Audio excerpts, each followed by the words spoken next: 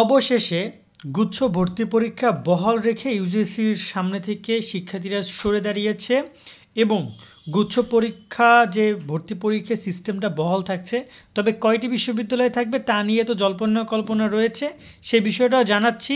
এবং আজকে কিন্তু একটি মিটিং হয়েছে ইউজিসিতে, এই মিটিংয়ে মূলত এই বিষয়গুলো চূড়ান্ত হয়েছে। আমরা ডেইলি ক্যাম্পাস দেখছিলাম যে গুচ্ছে থাকছে 20টি বিশ্ববিদ্যালয়, ইউজিসির গেট চালু শিক্ষার্থীরা, এবং এ ব্যাপারে আজকে যেহেতু একটা বৈঠক হয়েছে, সেই বৈঠকে কী কী বলা হয়েছে সেগুলো নিয়ে আমি এটা আলোচনা করার চেষ্টা করছি।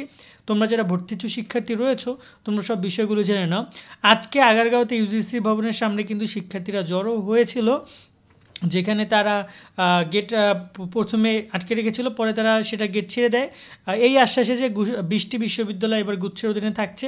বের হয়ে যাচ্ছে কে কে সেটা তো ইতিমধ্যে তোমরা ইঙ্গিত পেয়েছো, তবে একটি বিশ্ববিদ্যালয় নিয়ে ধোঁয়াশা রয়েছে, সেগুলো আমরা একটু এক্সপ্লেন করার চেষ্টা করছি। এখানে আমরা যে বিষয়গুলো দেখতে পাচ্ছি, বলা হচ্ছে প্রথমেই দেশের 20টি বিশ্ববিদ্যালয় অংশগ্রহণে 2024-25 শিক্ষাবর্ষের সাধারণ বিজ্ঞান ও প্রযুক্তি জিএসটি গুচ্ছ ভর্তি পরীক্ষা অনুষ্ঠিত হবে বলে জানিয়েছে মাওলানা ভাসানী বিজ্ঞান ও প্রযুক্তি বিশ্ববিদ্যালয়ের উপাচার্য ও গুচ্ছ ভর্তি কমিটির আহ্বায়ক উপাচার্য অধ্যাপক আনোয়ারুল আজিম আখন্দ। মূলত এবছর নেতৃত্ব দিবে মাওলানা ভাসানী বিজ্ঞান ও প্রযুক্তি বিশ্ববিদ্যালয়ের উপাচার্যরা, এবং সেটা তিনি বললেন এমন আশ্বাস পেয়ে অবরোধ করে রাখা বিশ্ববিদ্যালয় মঞ্জুর কমিশন মানে ইউজিসি, যেটা আগারগাঁও অবস্থিত, গেট ছেড়ে দিয়ে চলে গেছে শিক্ষার্থীরা। মূলত এই ব্যাপারটা আজকে তারা একটা বৈঠকের কথা হচ্ছিল, যেখানে 32তম সভা শেষে ডেলি ক্যাম্পাসকে তথ্য তিনি জানিয়েছেন, এবং তারা বলছেন যে গুচ্ছভুক্ত সম্মিলিত ভর্তি পরীক্ষার মধ্যে যাচ্ছে 20টি বিশ্ববিদ্যালয়। এক্ষেত্রে কোন কোন বিশ্ববিদ্যালয় বেড়ে গেছে এবং কী কী আপডেট হয়েছে এটা আমরা যদি দেখি, এখানে বলা হয়েছে যে আন্দোলনরত শিক্ষার্থীরা আব্দুল মালিক সিয়াম বলেন, আমাদের দাবি ছিল 24টি বিশ্ববিদ্যালয় যেন গুচ্ছে অংশে নেয়, কিন্তু উপাচার্যদের মিটিংয়ে তারা বিষয় নিয়ে আলোচনা করার পরও কয়েকটি বিশ্ববিদ্যালয় ইতিমধ্যে ভর্তি কার্যক্রম শুরু করে দেওয়ায় তারা থাকতে পারছে না। কিন্তু ইউজিসি আমাদেরকে আশ্বস্ত করেছে যে কোনো মূল্যে 20টি বিশ্ববিদ্যালয়ে গুচ্ছে ভর্তি অনুষ্ঠিত হবে। ইউজিসির আশ্বাসে আজকের মতো অবরোধ বা অরোধ তুলে নিচ্ছি, এটা তারা বলছে। এবং এই জিনিসটা কিন্তু বলা যায় যে এক প্রকার শিক্ষার্থীদের পরিস্থিতির মধ্যে তারা রয়েছে। এবং এখানে যদি দেখি, আগামী 25 এপ্রিল সি ইউনিটের পরীক্ষা, ব্যবসা শিক্ষা ইউনিটের পরীক্ষা, 2 মে তারা এখানে নিচ্ছে বি ইউনিট, এবং 9 মে পরীক্ষা হচ্ছে বিজ্ঞান ইউনিটের, 9 মে বিজ্ঞান এবং এ ইউনিটের পরীক্ষা অনুষ্ঠিত হবে সেটা তারা বলছে। এবং ভর্তি বিজ্ঞপ্তি, আবেদন ফিস, অন্যান্য বিষয় পরবর্তী সভায় তারা জানাবে।